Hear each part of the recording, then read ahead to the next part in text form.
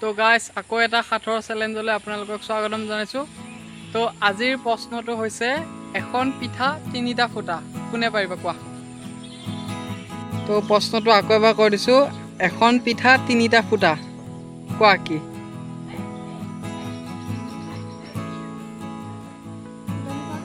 क्या बोला तूने?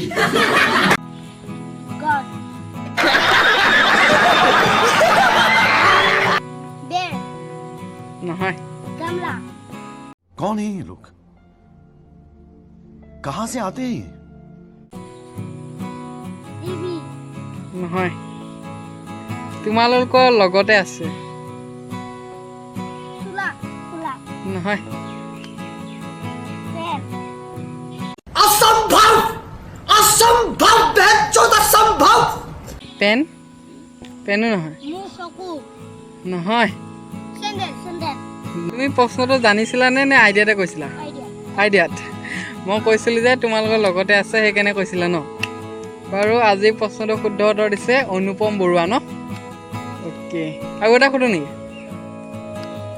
আৰু এটা আকৌ এটা প্ৰশ্ন উত্তৰ দিয়া তোমালোকে। ডেকাত বেকা বুঢ়াত চিধা, কোৱা? নহয়।